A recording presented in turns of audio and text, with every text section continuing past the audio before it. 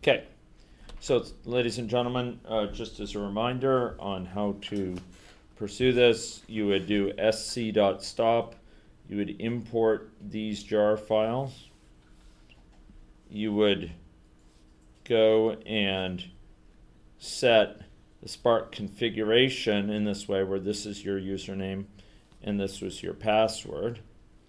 And then you can skip this last line here because I have it on the next page.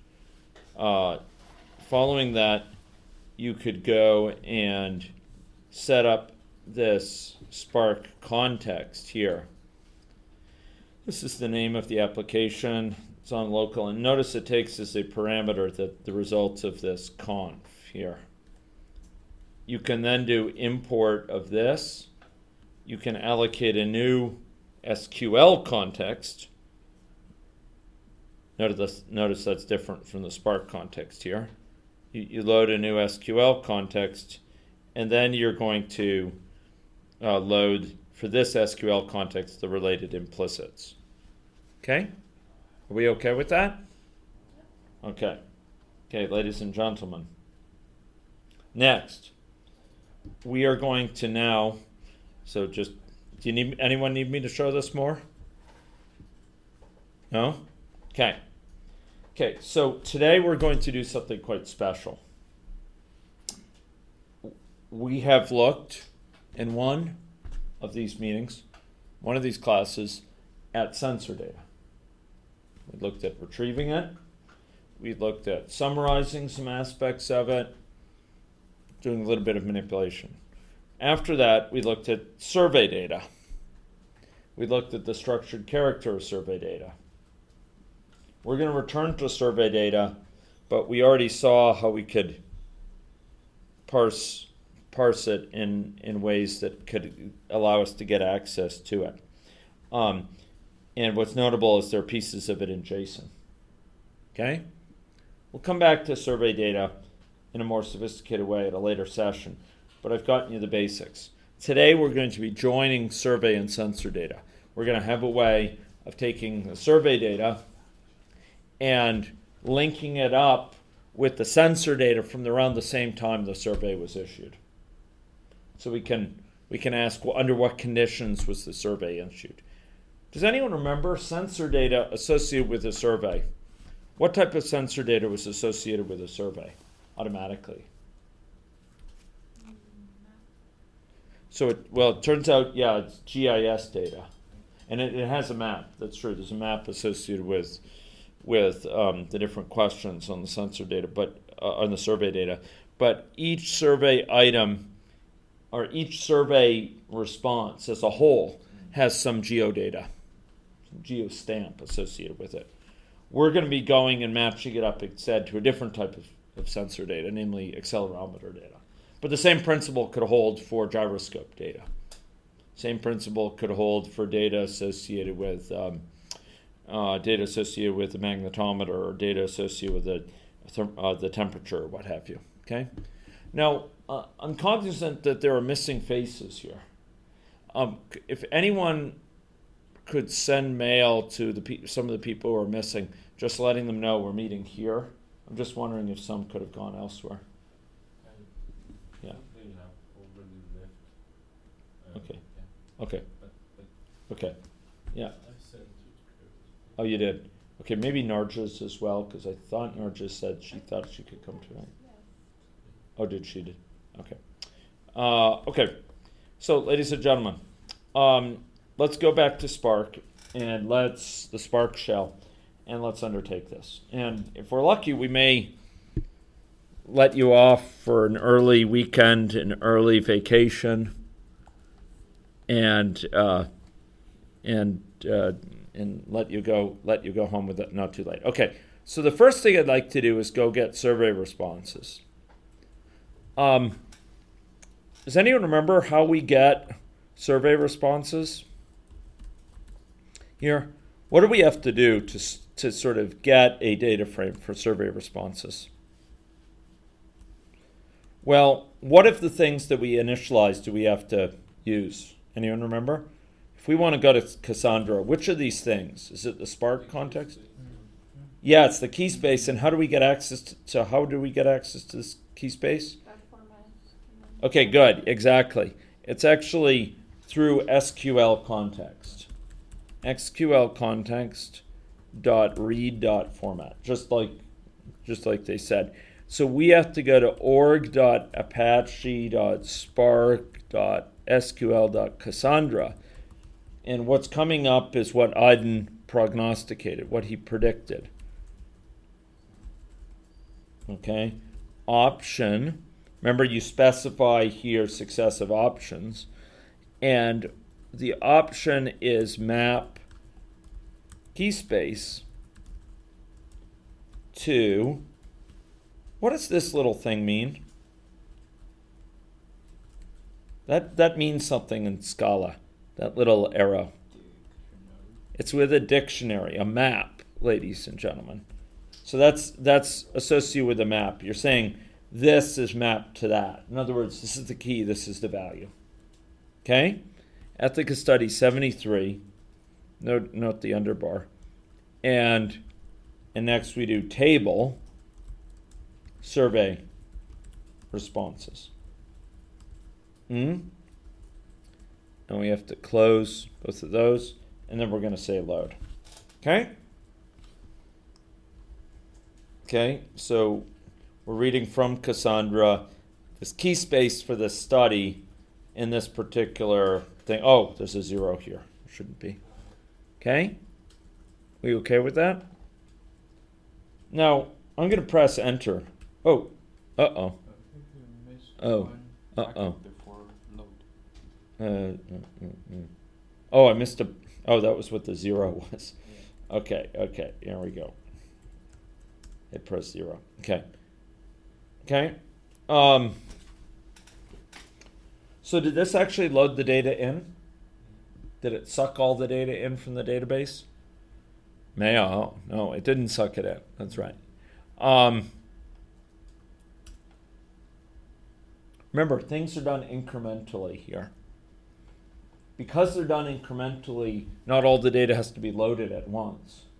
We could, each data item, successive maps and filters and so on, those could be applied incrementally to each data item. It doesn't have to suck it all into memory.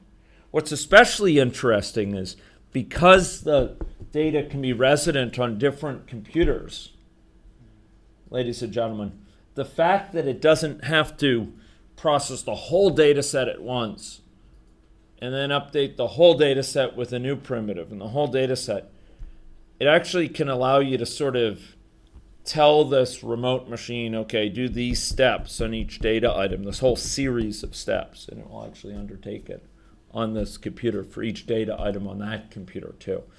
So you don't have to tell it just one step at a time. You could tell it, do this whole series of steps in succession on all those computers out there in the lab,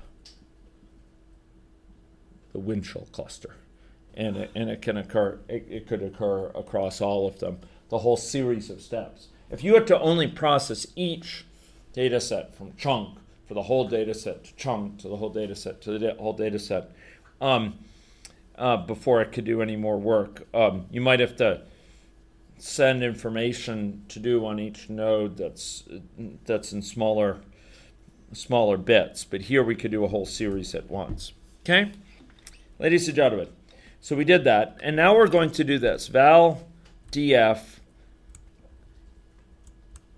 physical activity, I'll say PA, sampling, survey, responses, NDO. And I'm going to have to remember I do that, okay? Don't say NDO, just say responses, responses. Okay, I'm just going to do it for one participant, okay? DF survey responses dot filter, and we're going to do it for one particular respondent who tends to be very active in this response. Okay, so what do we have to do? If we have to test if the user ID is equal to 231, what do we have to do? Triple equals, yeah, dot filter survey ID equals 242. Okay, we're going to get one particular user. Okay, now how did I misspell this? DF, I said survey responses. And, okay, so what did I do wrong? DF survey responses.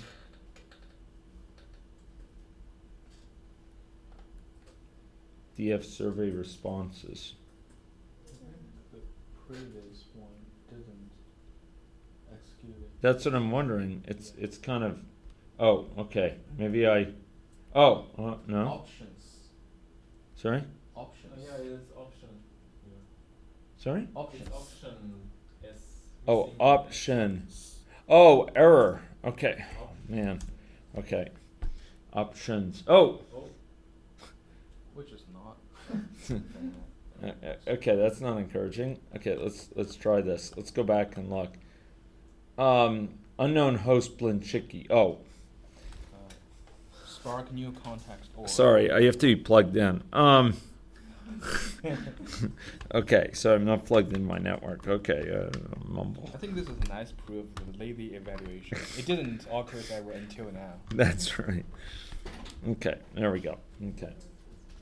Okay, ladies and gentlemen, a proof indeed. Okay, ready? Hey. Oh man. Okay, so what's going on here? Unknown host Blinchicki. Okay, I guess it's just taking time to. There we are. Okay, now we could do this. Okay, PA sampling, survey responses. Okay, and now let's go take a look at the schema for this. DFPA sampling survey responses dot print schema. There we go. Okay. Great. Okay, so ladies and gentlemen, now what we're going to do is we're going to take here this this timestamp associated with record time, and we are going to be binning it, turning it into one of a set of possible granular values. Okay? So it's a fairly continuous thing, time step. But we're going to join together data from surveys with corresponding sensor data aggregated over a 10-minute segment. So it's the 10 minutes surrounding the survey. Okay? That's going to be our strategy. We could have done it 5 minutes. I'm doing it as 10 minutes just because it samples every 5 minutes or so, and I didn't want it to have a risk that it would miss one of the samples. This is the Ethica thing. Okay, so here what we're going to do is we're going to define a user-defined function that's going to handle this for us, and we're going to be able to use it many times. Time slot from timestamp UDF. User-defined function. This is going to be a user-defined function. And within this, and what is the function going to be? Well, this function is going to take in a java.sql.timestamp. It's going to take that in, and it's going to return ts.getTime divided by 10, that's 10 minutes, times 60, that's 60 seconds, times 1,000. Why 1,000? Anyone want to guess? That's in milliseconds. This ts.getTime is in milliseconds. So we're dividing by 1,000 to turn into seconds, dividing by 60 to turn into minutes, dividing by 10 to turn into 10-minute chunks. Okay, this is a UDF.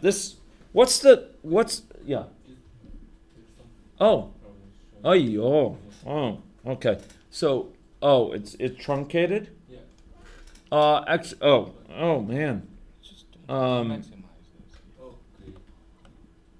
Okay. Oh, wait, no, that's still not. Yeah. It's not. Oh man. Here I'll just That's fine.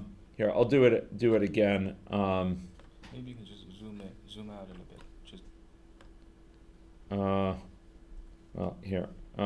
There. That's how I did it. That's what it is. Can you see that now?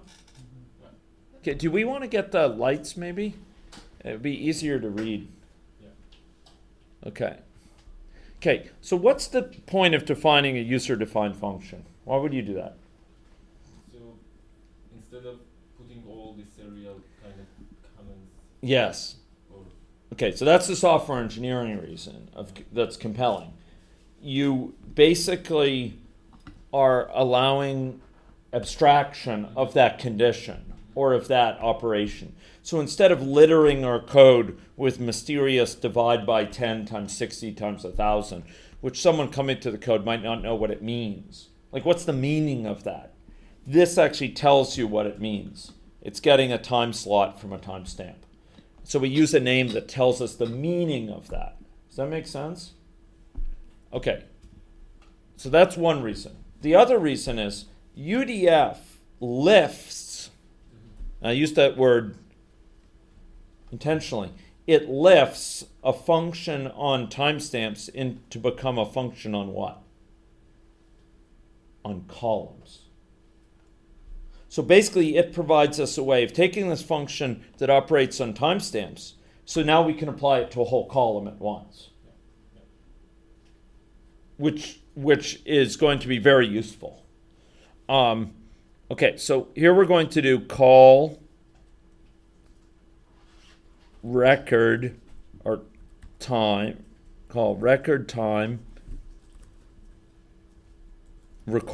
Call. Yeah. Okay. So this is a bit long. Maybe I'll call time slotted survey responses. How's that? Or you could say time slot binned. Eh? Okay, that equals this UDF we just defined, time slot from timestamp UDF. And we're going to apply it to this DFPA, sampling survey responses, a particular column of it called record time. Is that okay?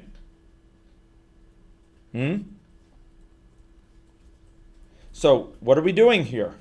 We are applying this user-defined function to a column. So that's why I said this lifted it. Even though we just define our timestamps, it lifts it to apply columns, and now we can apply it to columns. Okay? There we go. We don't have to go through and separately define it on columns. It carries over directly. Okay? Next, ladies and gentlemen, we are going to do, and I'm sure there's a better way to do this, but I don't know what it is. So, by the way, what type of thing comes back from this? What type of thing is this? A what? A column. yeah, something. Yes. You don't put the dollar sign when you point to the column. Right here? Yeah. I do it if there's a context of the data frame to which it's applied. In this case, there's no data frame. I mean, I could do a dollar sign here, but the dollar sign means, as I understand it, it means the column in the current data frame to which this is being applied. And right now there's no, I'm telling it what the data frame is, so I'm just looking up that column. So it's not, we're not using the dollar sign there, okay? Okay, val df survey response df. This is a call. I'll say df time slotted survey responses. And that is going to be just the DFPA one dot with column, and we're going to name the column time slot, and it'll be this call time slotted, this thing we just created. Okay? See what I'm doing? So I'm adding in to this data frame a new column called time slot with this name. Okay? Now I wish I could have done that all at once. You know, I wish I could have said with column this thing applied to that directly. And I guess in principle I could do it at once, right? I could have done it in one line. That probably would have been a nicer thing. How would I do that? Well, what I could have done is just said exactly this, right? I could have done, instead of having this call, I could have just said put this whole thing I could have substituted here, right? Let me just do that to show you so you could see that. So I could have just done this, and then I don't have to find this column. Do you see what I'm saying? So here I do this. Now here, I think if I do this to answer the Iden question, what could I do? I could use a $ here because this guy is the current data frame. So I think I can do this like that, which makes it a bit sweeter, does it not? Sweet or not? Sweet. Okay. Okay, ladies and gentlemen, are we okay with that? Okay, next. Val. So we could have actually avoided declaring this call. We could have just done this. So we've here taken this data frame. We've added a new column with this as its new column. This thing that's basically takes an existing column of it and applies the UDF to it. Are we okay with that? Ladies and gentlemen, DF survey, okay, we want to do DF time slotted survey responses. No, I'm saying narrow this down. Let's just go check what's there. Let's go check all the things in the survey. Val, I'm going to do DF time slotted survey responses dot print schema. You'll see there's a whole swack of things here. I'm actually only going to consider a few of these here. Okay? Notice time slot is here now. Why is that there? I added it right here. Do you see that? But you notice there's all these other things. And for this particular investigation today, I'm only going to need duration and a few others, user ID and time slot. I'm actually not going to need the responses today. Now, in general, you might be interested in the responses, so you might want to leave them too. But for now, I'm going to narrow it down, okay? So here we are, DF time slotted, Val, DF time slotted survey responses narrowed. Okay? This is going to be a narrowed set. I'm going to do this. And how could I narrow it down to just a few columns? What could I use? What is that? Select. And I could select time slot. I could select user ID. Now, why is it I'm doing $ here? Do I really need that? I don't think so. I think I can just do this. What do you think, Chen Wei Chong? Yeah, it's overloaded the function. See that? I'm going to select these. What do I get out of this? What if I look at this schema, what would it involve? Yeah, just those couple. Print schema. Oh. D. Good. Okay, here we go. Good or not? Okay, ladies and gentlemen. Okay, we're done. Oh, one final thing we do. Cache.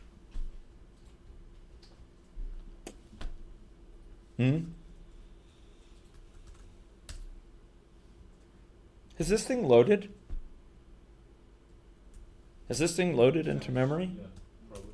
By this point? Let's try this. How could we see if it's loaded or not? You can check from the local host to see it's there. So one way, I think there's actually a one here that will actually tell us if this is currently loaded right now. But I think describe might actually describe okay, sorry. There's one that does that actually provides the lineage, and I thought it was described, but what is it? No, it's I can't remember which one it is. I thought it was maybe described, but evidently not. Describe. Eh?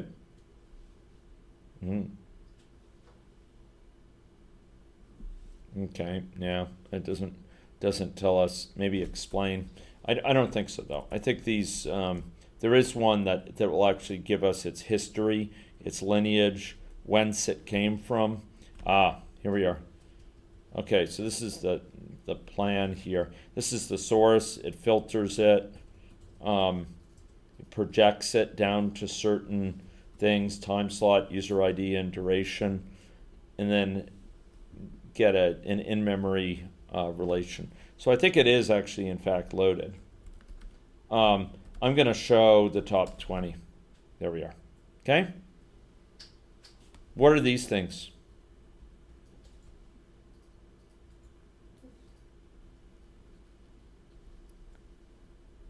This is the time slot.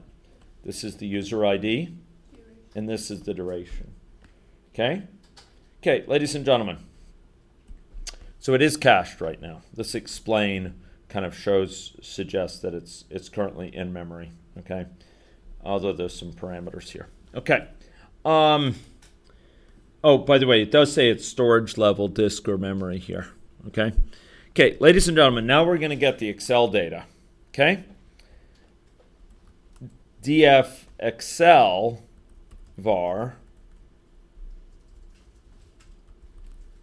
We're going to get the Excel variability from the Ethica servers. Now, Winchell might know. I'm actually a little bit unclear. Excel variability, how that's determined from the original accelerator values. There's actually a table for Excel variability plus a table for accelerometer separately. So this is going to be options map key space, and we're going to go to Ethica study 73. This is very similar to what we did before. What's going to be different? The what? Table name. We're going to go to Excel variability .load. There we go. Okay. df Excel var dot print schema. What do you think I'll see? So I read from this. Options, key space goes to this, table goes to that, to Excel variability. Here we go. Average X, average Y, average Z, max X, min X, count, etc. Okay? Can I see the table name? DF Excel var. Oh, you want to see Excel underbar variability. Okay? Okay, so there's a lot of things in there. Let's go see whether this is in memory. You think this is in memory right now? No. So let's go check it out. Done a bit of a plan. It's not in memory right now. Okay? Okay, now we are going to use the previous we're going to, in fact, do a very similar thing to what we did before. If we want to join this accelerometer data with our survey data, what do we need to do to the time of this? Again, make it chunks of 10 minutes. That's right, chunks of 10 minutes. We're going to bin it into 10-minute segments. Yeah, we just used the same user-defined function. Okay, now we'll use our trick. Okay, can we use our trick? Val df excel var with record. So let's make a df time slotted excel var. What do you think of that? And this is df excel var with what? What do you think? Where do you think I'm going? If we're using our trick to sort of add a column in, how do we do it? How do we add a column? With column. And what's the column going to be called? Time slot. And in order to get this column, we're going to call time slot from timestamp UDF. What is that? What is that thing? Is this an undocumented function? What type of function? User-defined function. And then how if I want to tell it, apply this to date time bin, to this thing here? How do I do that? $sign date time bin.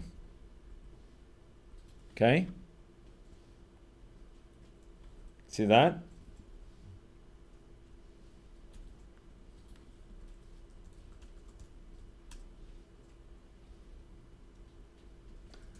You know what's something really interesting, Winchell? So last night I defined, from a software engineer perspective, I decided I didn't want to hard code this 10. So I actually made that dependent on an external val. And it rejects, it can't handle serialization of that with a free variable. Right. So I had to hard code the 10 in it. Yeah. I suspect though if I created a closure, it might be okay. But anyway, it was kind of interesting. That was about 11 o'clock last night or something. Okay, ladies and gentlemen, so here's our time slotted this. So if we were to look at this, what would we see now? Oops. Print schema. What would we see now? Now's the time slot there. Do you see it? See or not? Okay, great. Ladies and gentlemen, we're getting much of the way through this. Okay? Watch this. Val df time slot excel var. I'm going to say KV, key value, okay? Because we're going to bin, or we're going to group the accelerometer by the time slot in the user ID, okay? We're going to group it. We're going to aggregate it. Are we okay with that? Okay. So after all, we're giving it time slots. Now we've got a whole bunch of accelerometer records for each time slot. There might be thousands of them for each time slot. Tens of thousands for each time slot. And we're going to aggregate them over that time slot. Okay, here we're going to go. Okay. Well, right now we have average x, average y, average z. So I'm going to take the I'm going to take an average over the norm applied to them. But okay, because we want to combine them into one value. Okay, df. I just want to do this one. Time slotted, Excel, var. So I'm going to start with that. Then I'm going to group by. Now, I don't think I need dollar signs here. I could just say time slot, comma, user ID. Okay. And now, if I'm grouping by, what do I have to tell it? Yeah, how do we aggregate? So I'm going to do ag. I'm going to do average. And I would like to do square root. But I'm actually not certain I can do square root. But let's try it. Square root. Thing of beauty. Okay?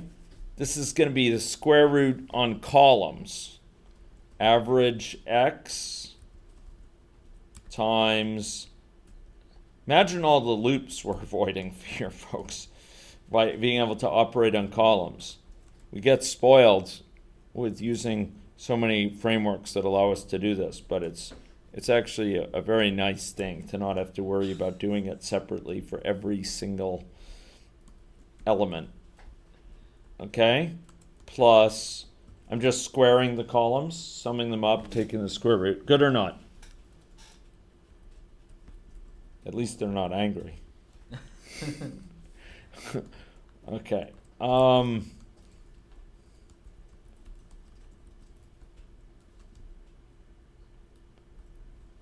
Good or not?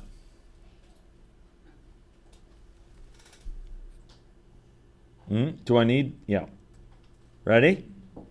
So all this is squaring the x ones, squaring the y, squaring the z. Now what would be really nice is if there were a square operator. Is there a square? No, there's none. We could define a what?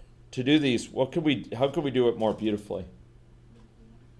We could define a defined function. Except a user defined, yeah. That'd be so beautiful. Here, let's do that. How would you define a user-defined function? Square. How do we define square? There's no square. Let's do it ourselves. Square UDF. How do I do it? What do I do? So UDF. Okay, UDF of what? What would it take in? Taking 3 columns. Well, no, we could do it with norm of 3 columns. Yeah,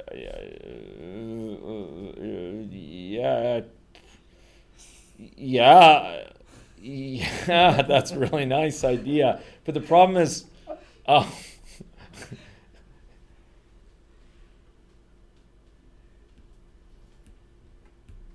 that's a beautiful idea. Sure, I was just thinking about doing it for the square, but okay, so you're saying like norm UDF?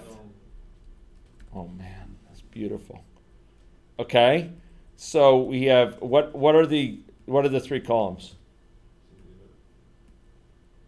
What would the 3 columns be? Sorry? Average. Okay, yeah, and I'll call it X. And what sort of data type is that?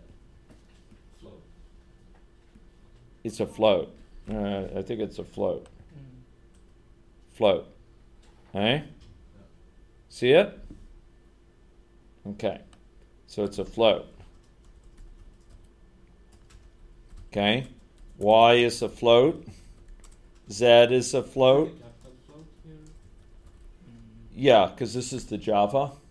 Oh, sorry, this is the Scala. Here. We're operating on individual ones. And what do we return? Keeps returning the float. Square root. Can square root operate on floats? I hope so. Y times y plus z times z. I just hope it can operate on floats.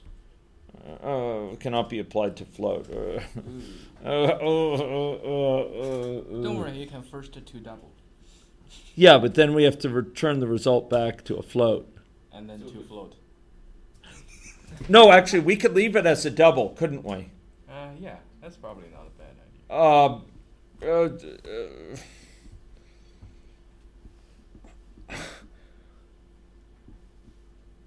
Okay, so do you? So this is an awkward situation. I could do 2 double on all of add these. them up and then float and then square. I mean, for adding it's not. Yeah, that's true. Okay, good Yeah, point. So I could do this whole thing. I could do this whole thing dot 2 float, 2 double, like that. And then to That- float again. No, actually, we could make the new column a double, could we not? Why not? Oh. Okay. Oh. Square root with alternatives. Oh, I see. Of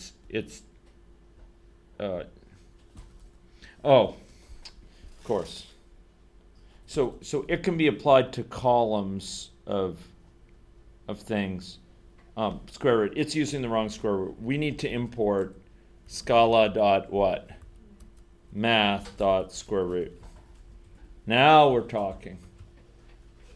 Okay. Good or not? And now the triumph of Iden. Okay? Instead of doing that, what could we do? What, ladies and gentlemen, could we do? Let's hope.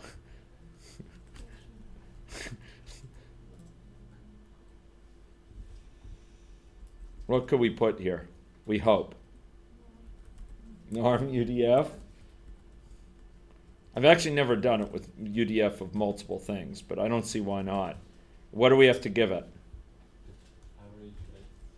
Average X, average Y, average Z. Cannot.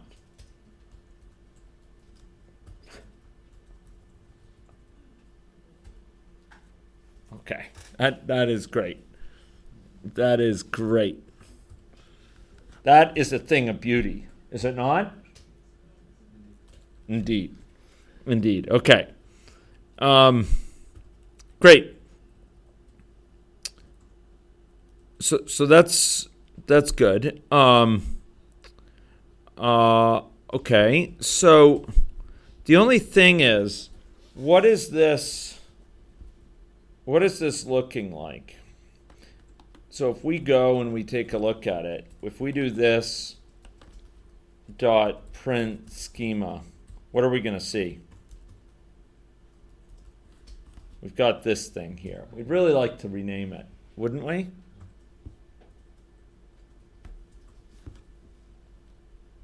Eh? Like to rename or not? Now, I wish there were a nice way to rename it here.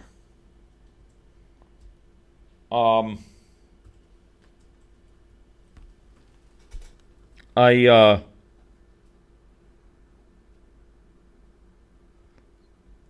wish there were a nice way to rename it here, but probably about the best I could do is this.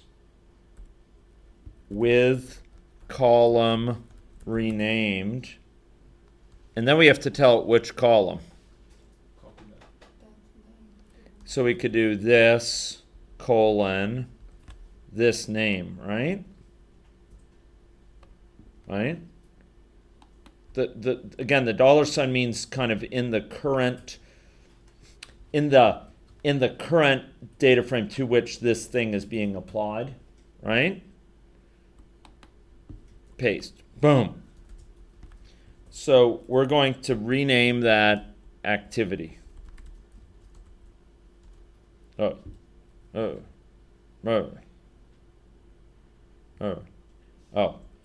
we actually don't give it a column. We give it a current name of the column, and then we give it the new name. This is the old name, this is the new name. Good or not? Now let's take a look at this thing.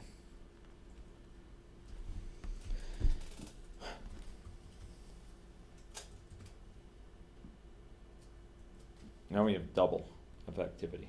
Why is it double when the original was float? When did we change it? Our function user. Yeah, user-defined function returned a double. This actually returned a double. We turned this into a double. We applied square root to it. It returned a double, and so We could add it to float. we could add, if we really wanted to keep it as float, we could do that, right? We could do that, yeah. Okay, so ladies and gentlemen, we're in really good shape. We're in really good shape. So we're going to do df times slot. So we've just binned it, right? And processed it, right? We've processed this. We've grouped it by we binned it into time slots. Then we grouped it into those, aggregating, and now we're going to cache it. Let's go check out explain.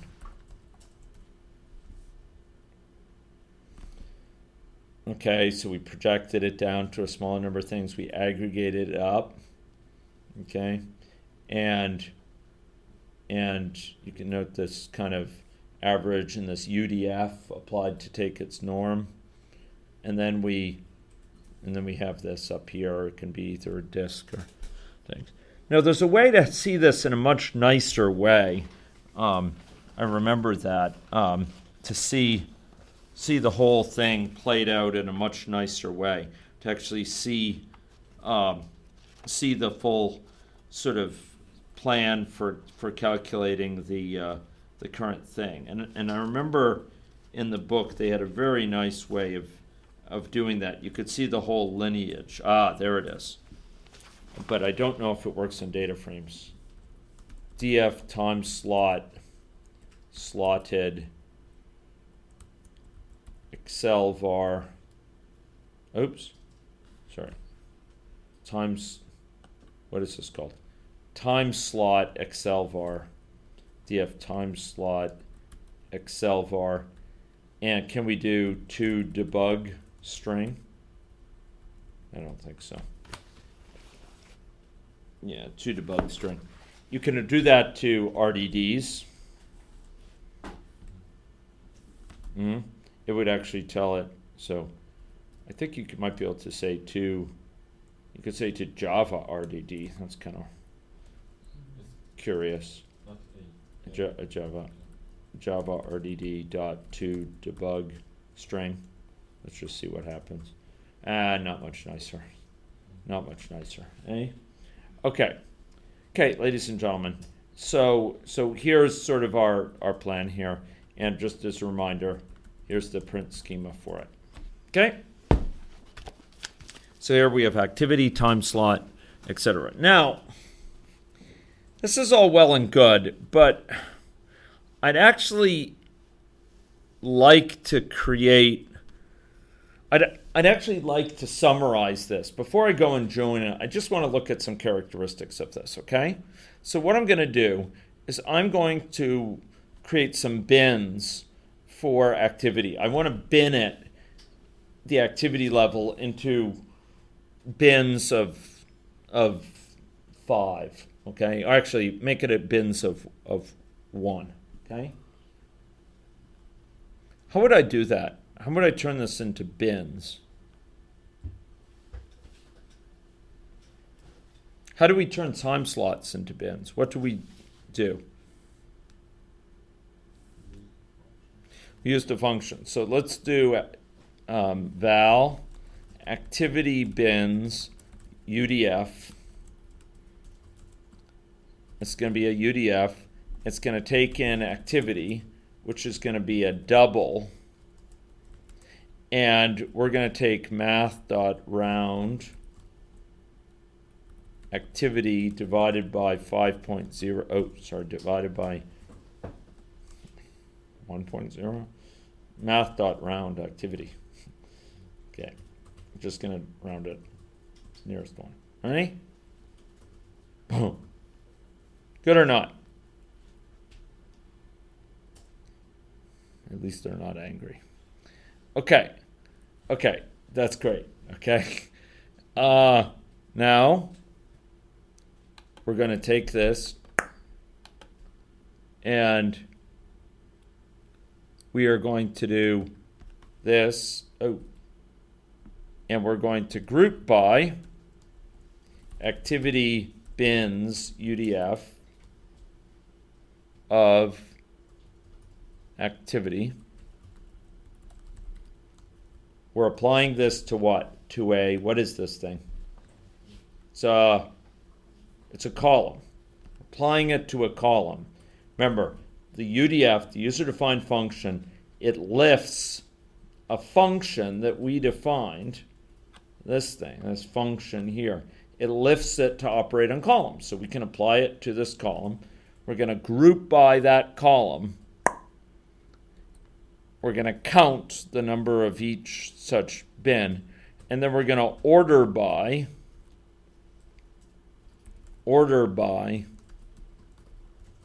UDF of activity. Okay? Do you see that or not? Now what's it doing?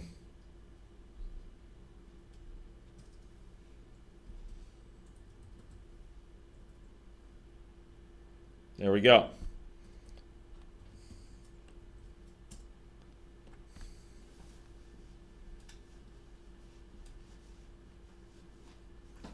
Is it an accident that, does anyone know? What's the gravitational constant? Sorry? Yeah, it is G. What's its value? 9.86 meters per second. Meters per second squared? Yeah. It's good to have a mechanical engineer. Ladies and gentlemen, I don't think it's an accident that this falls very close to that. Much of the time the phone's at rest and just experiences the downward slope of gravity. Okay. Ladies and gentlemen, we could use Anahita's skills on some projects. Okay.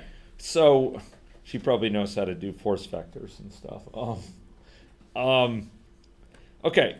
So, ladies and gentlemen, this is a histogram, or it's a sort of a crosstab associated with activity.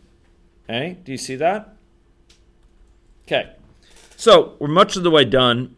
In fact, we're getting very, very close. And now is going to be the critical step. Ladies and gentlemen, yes. So we've created time-binned, aggregated, time-binned survey responses. We've created time-binned, aggregated, normed accelerometer. And now we're going to join them together. And we're going to do an inner join because we only want it for the time slots when we have survey data. Good or not? So now it's going to be the join. Joined survey Excel var equals df time slotted survey responses narrowed. So those are the ones that are slotted, right? Why narrowed? What was that? We selected a few columns, so we didn't have to do it with all columns. That's optional. We didn't have to do that. There's nothing magic. We're going to join Phew, I thought I might have pressed Control C. Join. And we are going to join it with what? With what will we join it? This thing here. Probably I should have called it time slotted, right? But I missed my chance. Should have called it time slotted. Right?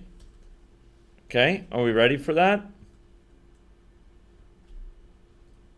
Oh, wait a minute.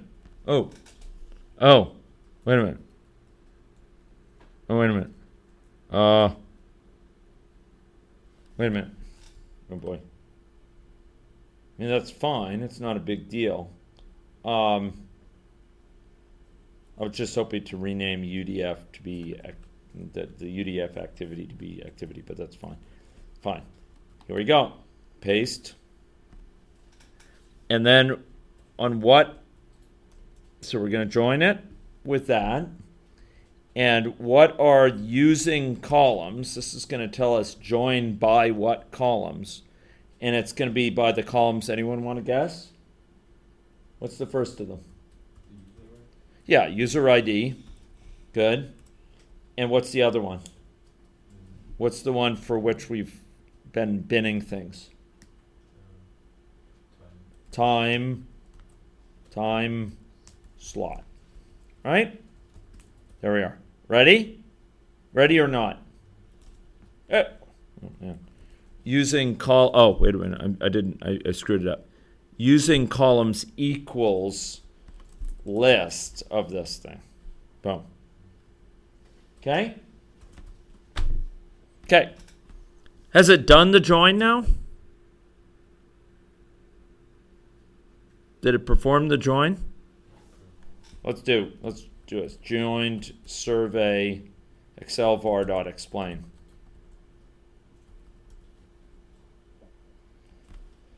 Okay, it's getting longer and longer. And right now, I don't think it's currently in memory. This is kind of its plan. We haven't cached it. Yeah, so let's cache it. Let's get ready to cache it. Okay. Okay, ladies and gentlemen. Now we've got what we want. Let's go group it. Let's go see what it suggests for the activity around surveys. Ready? Here we go. So these are joined together. Each survey is joined with the appropriate physical activity, the appropriate accelerometer, the activity. Okay, let's do this.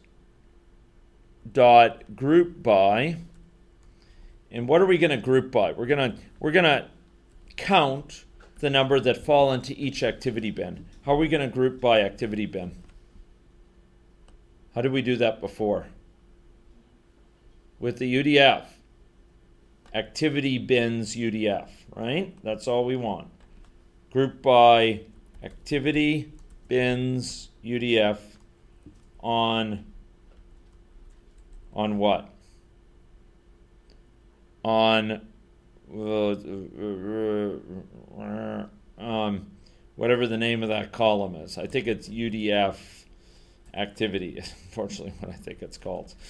I think that's what it's called. I may be wrong. Okay. Let's do a print schema. See what it is. Print schema. It's called activity. All I need is activity there. I don't know why I'm confused. Okay, there we are. Group by count. But we don't actually see it. What do we have to do to see it? Oh.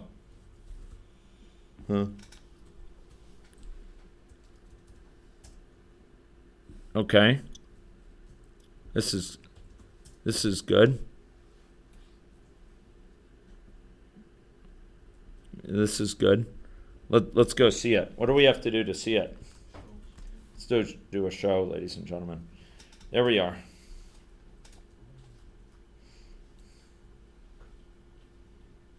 go. So we had 208 when it was in this state. We have 5. What are these 208? 208 what? Survey responses or surveys issued in this state, with this activity. We had 5 of them with this level. Okay. What's it? Oh, it was the time they were issued, or they were answered? That's a good question. I think it's it can't be answered because it shows that the phones were in still mode. well, yeah. I mean, That means it could be, but I could press it like that. I mean, you're right that you would expect if you're walking around it to be at least a little bit higher than this. But this bin is, it may be large enough to accommodate. We could break it into smaller bins. It's an interesting thing. We'd have to find out what that meant. But let's do something more than that. Let's do the following. Let's now group. So we could do this separately, but remember what joined survey Excel var. If we do print schema on this, what are we going to see? We have a duration, right? So, ladies and gentlemen, we could go and do a crosstab here. Let's try a crosstab of this, okay? Let's do a crosstab. Do you remember crosstab? Stats. Hey. Oh.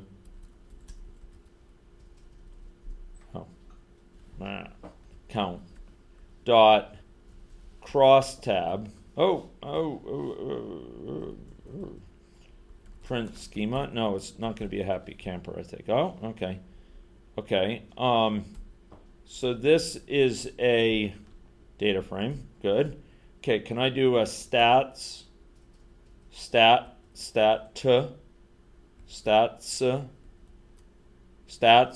crosstab. Oh man. Low. Stat dot crosstab. Crosstab. I'm going to do a stats.crosstab on the two things here. UDF of activity. And, oh, wait, no, I've lost.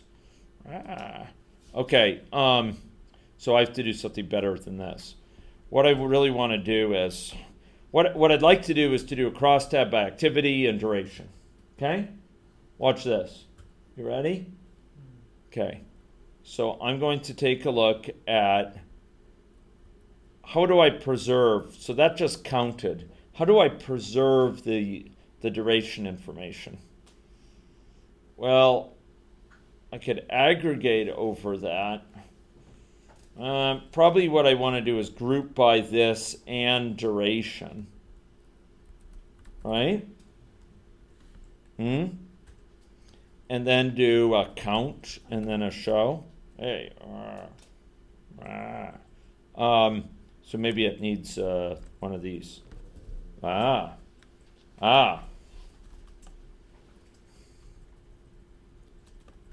Then, okay. Counts the number that fell into this.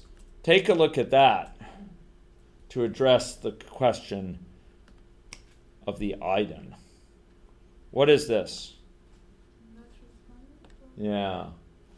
Someone didn't respond to it. Here's a cancellation, but here's actually a not responding. Okay? Yeah.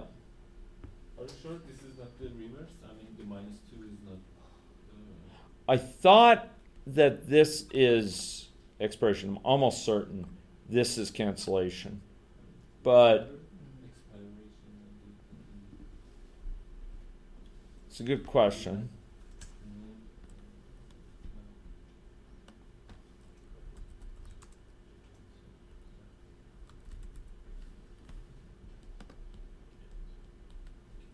Okay, I sent Mohammed a question here. -2 and -1 expired. And And quick questions. Okay, from Mohammed. Let's just see if he responded. Canceled is -2. I think this counts as hearing it from the horse's mouth. Okay. Okay, so this is expiration, right? This is a little bit awkward, though, to look at. Let's suppose we'd like to kind of group those that were responded to. Was this responded to? Was this responded to? Duration? This one? Yes, all these are responded to. This was not. This one was expired. This one is canceled. Let's group these things by duration into groups. So how are we going to group them into bins for duration? What could we create to group them? To group everything into one of a couple categories, into bins. What if we used to group into bins for other things? What also lifts things? Okay, response category UDF equals UDF. We're going to get in a duration. It's an integer. You will check for -2 -1. Exactly. And now,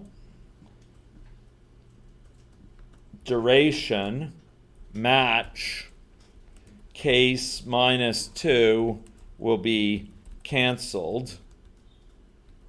Case -1 will be expired. Case n, if n is greater than or equal to 0, will be answered. And case m will be unknown and will actually indicate the value next to it. What is this doing? This function, Yes. so it categorizes these. Good. Takes in a duration, and then if it's -2, it says it. So what thing does this return? Returns a string, and the string is canceled if the value passed in is -2. It's expired. String is expired that it returns if the thing passed in is -1. Thing returned is answered if the thing passed in is some integer greater than 0, and otherwise it's unknown, indicating the value. Good or not? Good. Okay, ladies and gentlemen. Now we can go and instead of doing it by duration, what can we bin it by? What can we group it by? By what can we group it? Hello? I'm teaching a class. Sorry. I'm teaching a makeup class here. I'm almost done. I'll call you after I'm out. Yeah. Thanks. Okay, bye-bye. Okay. So response category UDF. There we go. Ready? So now we're grouping it by the bins of activity and grouping it by the bins of duration.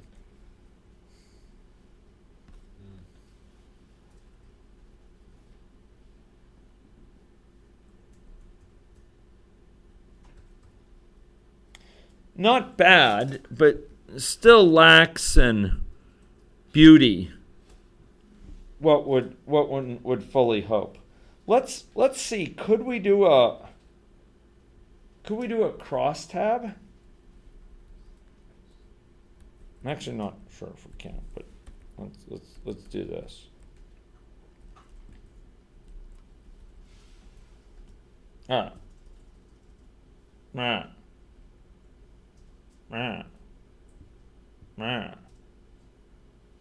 Looks like crosstab only does it for strings. You have to pass in strings.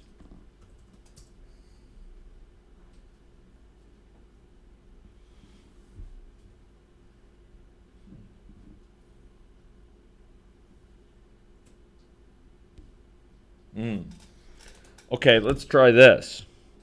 Let's try this.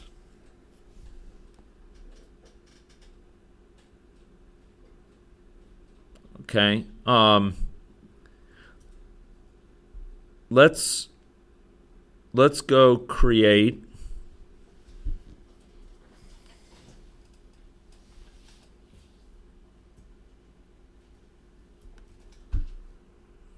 Can you just again group by and aggregate those answers? Yeah, we can, and we're going to do something like a little bit like that in a bit. Let's do this though for now. With column response category, and we're going to do response category UDF applied to, so we're going to turn these into a column with a nice name. Because the problem is we didn't have a nice name for it here. We were trying to do it kind of as a function applied to a column. Now we're going to give it a nice name. Actually, I need a separate thing here. Dot with column activity bin, and this will be activity bins UDF, and we're going to apply it to activity.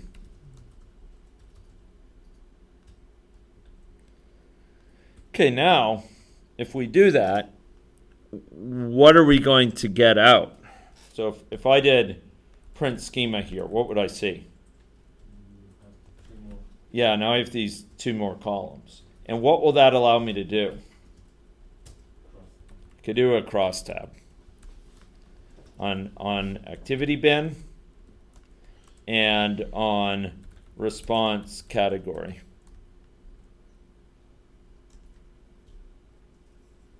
What do I have to do to be shot? Ah.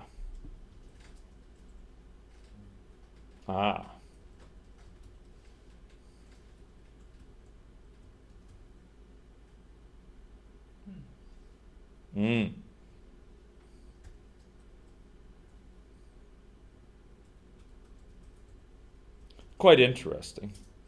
Suppose I wanted to order by this column. What do I have to order by? Well, I have to order by this thing, it turns out. Okay. Order by this thing.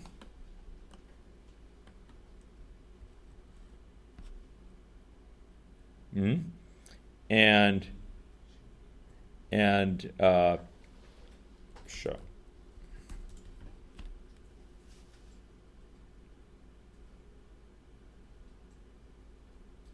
That's not very nice. What is it doing?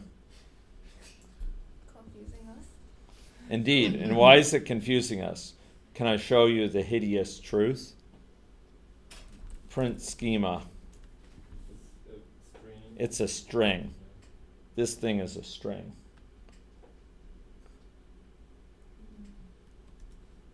So it's ordering by, it's just ordering by it as a string.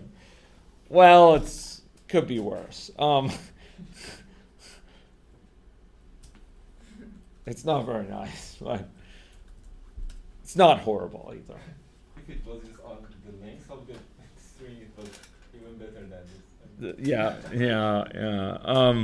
That's true. It's a good point. Yeah. Okay.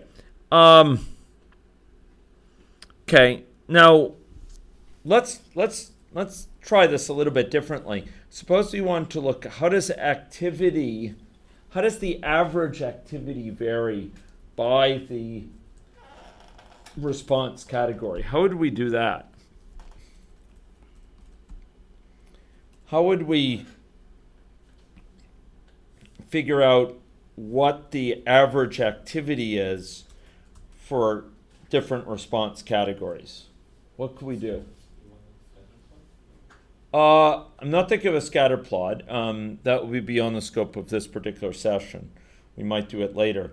But what could we do with this kind of SQL type stuff we've been doing that could take the data, and for different response categories, it could take the average activity? What sort of thing would we do?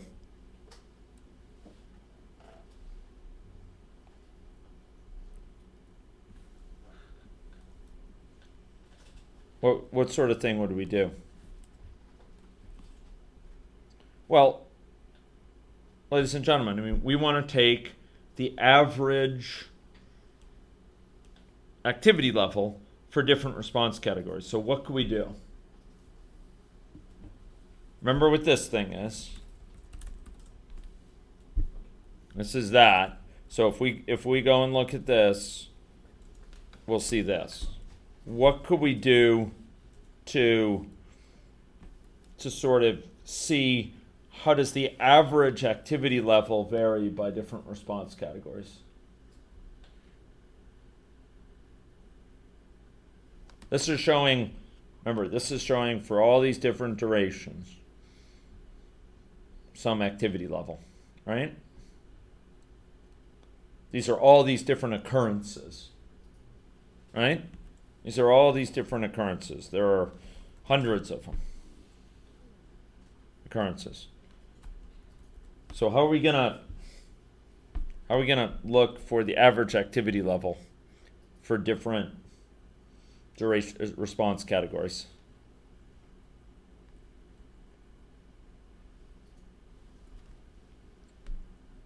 Come on, folks. So could we, each of these, this data set has each of these durations involved. What do we have to do if we want to look at response categories? We have to group it by. Good. Group by. Don't worry, we're almost done. Response category applied to duration. Right? And then for each of them, we'll do what? Aggregate over the average of the activity. And then we'll show. There we are. No, I see what you meant. It's a language barrier mostly for me, just not. Yeah. Yeah. So we're taking the average activity for different categories, right? So they're really close. They're quite close, actually. Quite close.